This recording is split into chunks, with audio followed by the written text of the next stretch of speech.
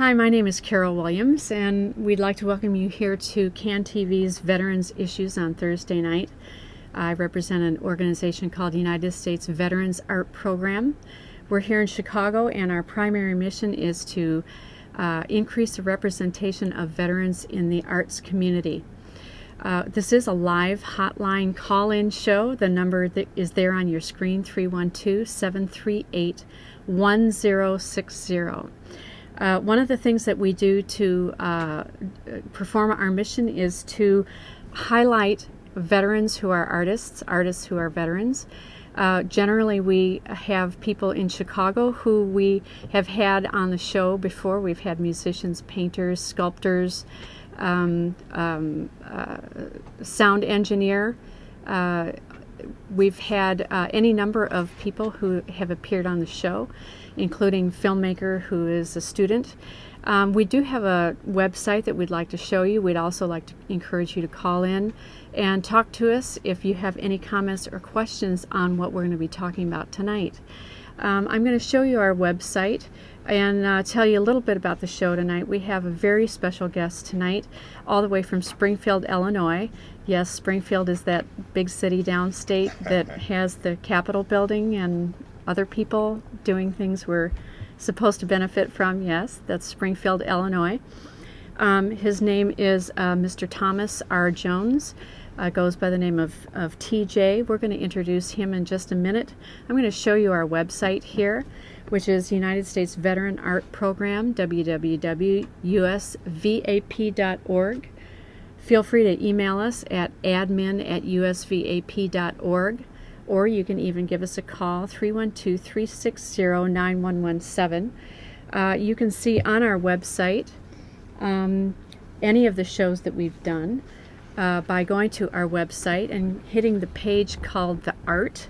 You'll see any number of our shows that you can just click on and see, as well as many of the other activities that we do. We'd like to welcome here. Hi. Hi, glad to be here. Great. This is Thomas R. Jones from Springfield. Well, I'm from Springfield, but I'm also a Chicagoan because I grew up here. That's right. You did. You went to grammar school, high Oakland Wall school. Grammar School, Tilden Tech in terms of high school, and Southeast Junior College when it was with CBS. I think it's Chicago Teachers College now. Where is that located? Is that all the way down there off the Skyway? Where CBS was at? Yes. That's down by the That Skyway. huge one that Right. always looks like, where are the people every time I drive by it? Well, we had enough for a high school and to have junior college there, so it was a lot of. Of course, I only used one or two entrances. Right. Right. That's probably But- why they're hiding. But we'd like to welcome you here in Chicago. I know you come here frequently because you're a very, very busy and very successful person throughout the state, both with your artistic life and with your professional life that is outside of the realm of writing and doing screenplays. They sort of blended when I came back, and it took me 20 years to really sit down and start writing a book. And it was sort of a therapeutical journey, and then I got into writing. Then it took another 20 years before I really got to the point where I could let it go and publish it and share it with other people. And during that time, I was very fortunate. Actually, I'm not sure if it was fortunate or I just didn't know better. It could be either one.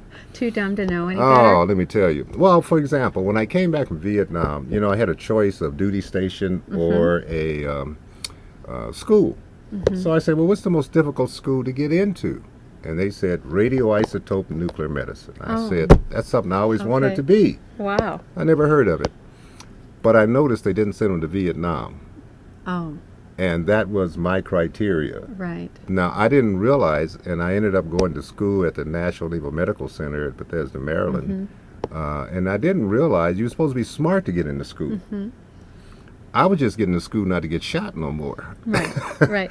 But what I just came to a conclusion was if I had to be smart not to get shot, I'm going to be smart. There you go. There you go. I think it would be more difficult to have the kind of intuitive intellectual ability to avoid being shot than it would be to learn about radioactive isotopes and what was the other thing that you said? It's radioisotope nuclear medicine, and Nuclear it was medicine. cutting edge on that time. And then I came to Great Lakes Naval Hospital, and I ran the radioisotope lab there for a while. And then when I got out of the service, I happened to be I was fortunate. I was one of the architects of the trauma program, the Illinois trauma program, where you have the ambulances, the EMTs, mobile. right. And so I was one of the architects of that, and then I ended up going down to Peoria and running all the emergency medical services for the 16 county areas Wow. around that. And just so happened that the minority leader of Congress lived in Peoria, and I didn't know he was that. I didn't know who he was, but Well, who was he? Bob Michael. And So when you say minority leader, you don't mean like he was a leader and he was a minority. You mean politically he was the minority politically he leader? was, yeah. The Because number- I noticed they don't really use the word majority leader all that often. It's always No. the other way around. Well, starting from the beginning of your journey that you call, and I like what you said in your foreword to your book, is that you didn't call yourself a Vietnam veteran, you called yourself a Vietnam survivor. Yes. And, really what I tried to do in this book, and this is a trilogy, this is only the first book, was to share with folks what is it that causes that dramatic change in a person who's only for 1 year goes away and comes back, and they're so dramatically changed. What could do that? And how to help, number one. I used to do a lot of counseling with veterans. I mean, at one time I was assistant director of veteran affairs for the state of Illinois. Right. was We were going to get to that because you have done an amazing number of things that any one of us could only hope to have somewhere on a resume if we had 2 or 3 lifetimes. But yes, we were going to mention that, but I'm glad you already did. Well, it was part of where I got into counseling. Actually, I started when I was at Great Lakes Naval Hospital, even though I was running the radioisotope lab.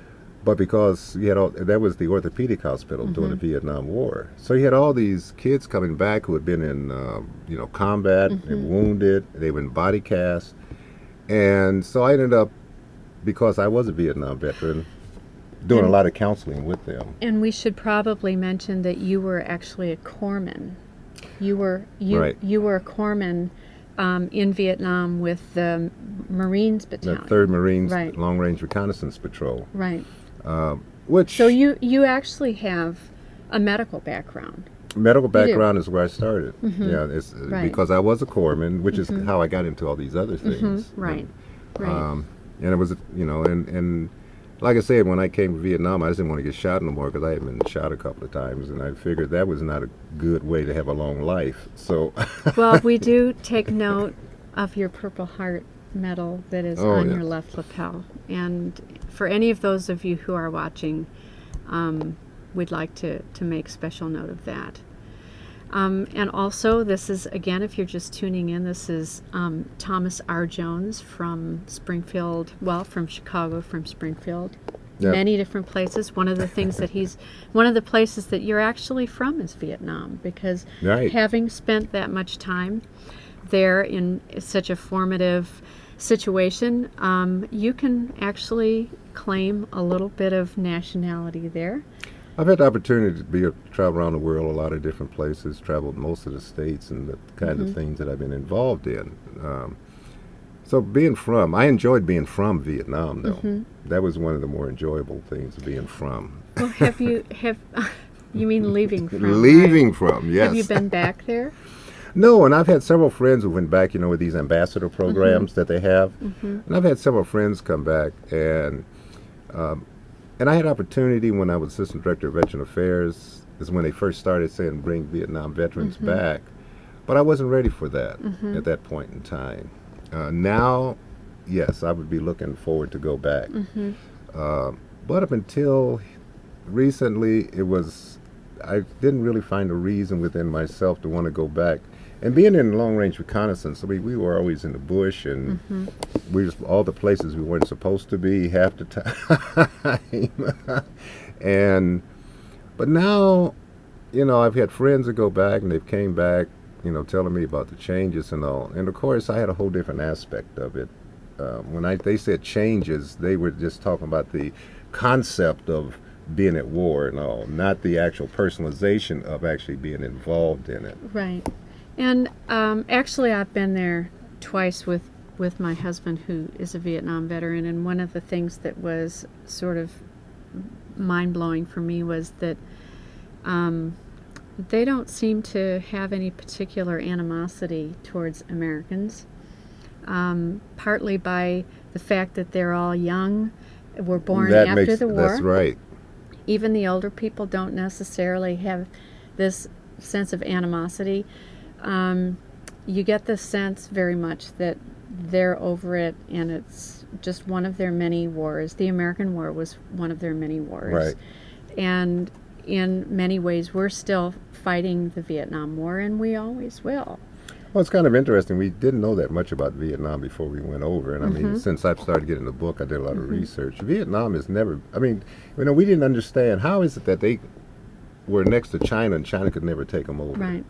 Tells you a little something. Why is it the Mongolians, when they came, they could not invade and take them over? I mean, it's a very unusual country. The further away I got away from my personal experiences with it, then the more I began, and I started writing, then the more I began to understand the whole of this, about the cultural aspects of it, which when, in the cultural, there's this cultural shock when you go over some place like that, because what happens is, you come from, poor people in America have cars and phones. And now you go to a peasant society, so how do you look at the value of what that means? And that's something when you first get there, you don't really have a context. And did you feel that because they were a peasant society that perhaps your efforts were going to be more successful? I mean, wouldn't that be the logical thing to assume, that, we're coming in with all this technology and it should be something that we can accomplish, and then to find out that perhaps it's not going to work as according to plan? Well, first of all, we never really understood who had a plan. Well, I have to say that one of the things that I would like to say is that if war is considered the last resort, what do you do when the last resort doesn't work? And that is something that I think we all struggle with still with the Vietnam question, and I think that it was rehashed within the last 10 years. That, what do you do when it doesn't work and the plan isn't being completed, right? Well, I think one of the problems is, we never really could define in Vietnam what was a win. Right. And I think it's the same thing that's happening now in the current military conflicts. There's no clear definition what a win is. Right. So we keep fighting. Right. Exactly. But we don't really have a sense, well, if we do this, it's a win, and we leave. There's no clarity. Right. I do a lot of speaking in terms of similarities and differences between Vietnam, Afghanistan, and Iraq. And also the use of the National Guard in those conflicts. And the use of the National Guard. National Guard is 40% of our military capabilities today, and almost 50% of the National Guard are combat veterans. Now, this is an entity that used to be where folks went to get a little educational benefit, make a little extra money. How to stack sandbags. Yeah. But now, and it responded in terms of, floods or, disasters I always think of or something like when that. I think of the National Guard. Well, and people would go there not to go into their regular service. Right. That's changed. Right. When you got over 50% of your National Guard are combat veterans, it's a dangerous situation. It's changed. Right. We're going to talk about your book because you've mentioned several times that you have written in the many other things that you've done. I don't think I can keep track of them all, but you've written a book, and with that book, you've developed it into even more than a book. This is the book called The Lost Survivor by Thomas R. Jones. this is your loosely based on your It's based on my experiences. It's about a corpsman for long-range reconnaissance. And one of the things to try to do in the book is to show how combat causes such a redefinition of your life. Because what happens is, up until that time of combat, all the things, family and neighborhood, church, all those things were things that defined who you were. Mm-hmm. Then you go and you get in combat where all of a sudden when people are shooting at you, none of that means anything. Right. And so what happens is you're transformed into, what do I need to survive at all costs? We do have a caller. I'm going to show you just a close-up here of the book cover. This is called Lost Survivor, The Lost Survivor, by Thomas R. Jones. And we're going to go to the caller who's hopefully asking a question about Mr. Jones or about the concept of veterans and art. Are you there, caller? Yes, good evening. How you doing? Hi, great. Hi. Just a quick comment and a question I wanted to ask you. I heard you earlier talking about the NAM. We were there. You had to be there, but like you said, you never could count up a win. You fight for a while, you get that hill, you leave, and then they come right back. So it never was a clear victory of who you won. The United States seemed like they just wanted to bully someone, and that did not work. I think we learned a lot of things about that. Now the question I had to ask you, I heard yesterday it was a show on, and they was talking about this is the time of the season of giving. And it just made my stomach so sick that I heard, they have so many things, donate some money to the pets and the animals overseas and everything else. But here we got some veterans just came back from Afghanistan. We have some veterans just came back from Iraq. And we're having many more because we're bringing them all back from Iraq. I'm hoping. Did you have a question about... The problem is, why are they homeless? Why are these people... Why do a veteran give up their life for people to sit down and look at television such as this, to be able to have the things that we do have, and can't get a home, can't have a roof over your head? They give us many... like I say, it's just senseless to me. And what the Veteran Administration is doing, it's just horrible. Are you a veteran, by the way? You are. Let me get off this air so I can hear your response. I'm so sorry. I'm not. It just makes me angry. It makes let me just a lot hear of your people response angry. and thank I you know for that taking the call. there are All a right. lot of efforts. Of course, Mr. Jones has been affiliated with the VA, and that is just one of your many things that you've done. Well, we're actually talking about his artistic side, but I think he's going to give a shot to the question that was just posed here. Well, there is a difference, though, between Vietnam and here, because when he came back from Vietnam, it was, folks got very confused, and they say, I'm against the war, and I'm against the warrior who fights the war. I think that's been changed today, first of all, because what happens is I think a lot of it is because the National Guard is involved, and what happened is they're coming from these, we got National Guard armies in 3,200 communities. So they're coming from communities where the families know each other. They're part of the community and the social structure of that family, of that community. So it's different. It's not like you go to a boot camp, you go to a base, and you're apart from the family and all that. Right. So, and I think one of the things that I've noticed has really been different in terms of people and their attitudes about their warriors today, even if they're against the war, is the fundraisers they were doing for the National Guard to get things like helmet liners and flak jackets. And the reason those people were doing that was not because they were supporting the military, but because that was their kids over there. Right, there's a And this was an connection. expression that they could do in terms of their kids. Now, he ended up fundraising to make sure their kids had more protection. that's because I think the National Guard is involved in all of those social, economic, community kinds of things in terms of where families are. In terms of coming back and being the homeless and all, when from Vietnam, there were basically three types. There was those who came back, got lost, and went back to Vietnam.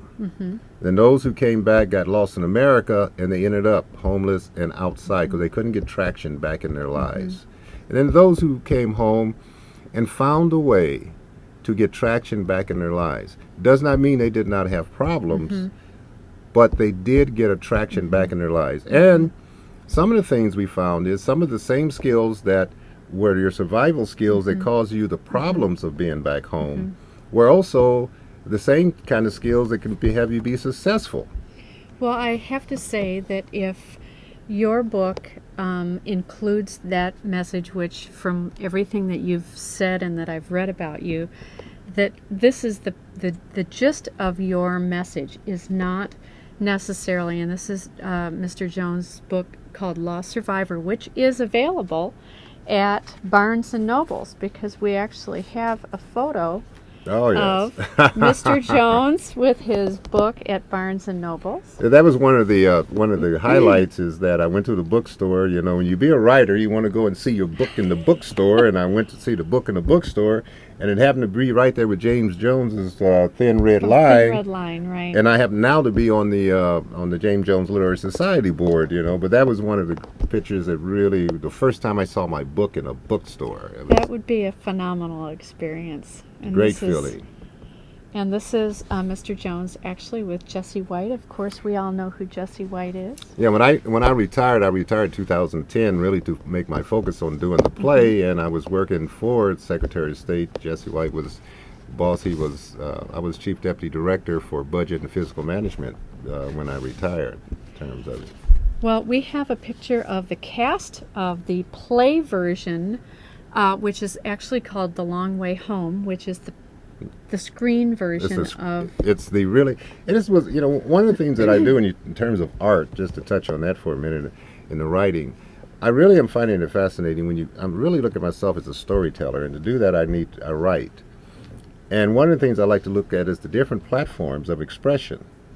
Here I wrote a book where when you write a book and you have a reader, they bring their own imagination and they create these physical characteristics of a character. Then when I wrote the stage adaptation and put it on stage, now I am projecting a physical characteristics of that character. Right. And what I'm finding, because I'm doing an audio book now, which is coming out next week, and it's like the reading, because people hear and they create images in their minds from the hearing of. And then this has got music, and it's also got sound effects in it. Wow. So it's really, I call it a sound composition being presented as an audio book in terms of it. But it's very fascinating, and now I'm interested in how to look on, obviously, in the screen in terms of a movie, and I've had some conversation with folks concerning that. Right. But one of the things I like to do is take the story and put it on different platforms and see see if those emotions, how they go through. Well, if they do hear any of your voice, either here today or on your audiobook, this is Mr. Thomas R. Jones. Of course, you're senior, but in this picture, I don't think you're the senior. That's when I was starting off. And this is the person that we have to admire and respect and appreciate today. Starting off in life, of course, as we all do, a lot younger. And the process of becoming has been very, I would say, tumultuous and adventurous for you. Adventurous, and when we talk about adventurous, my wife and I, 1986, I was a member of the governor's cabinet, and she was a member of the Secretary of State's cabinet, and we quit the jobs, and everything that did fit in the car, we sold and gave away, and we took a direction, and for 2.5 years, we traveled America. Wow. Now, folks say, well, weren't you scared of, you didn't have no support system? We weren't thinking that. No. The two things we had in mind was we thought we had enough talent and skills, we can go anywhere and make a living. Right. So it wasn't the kind of thing where it was a fearful. And of course, everybody thought we were totally insane until we came back, and then Much everybody better. wished they had did it.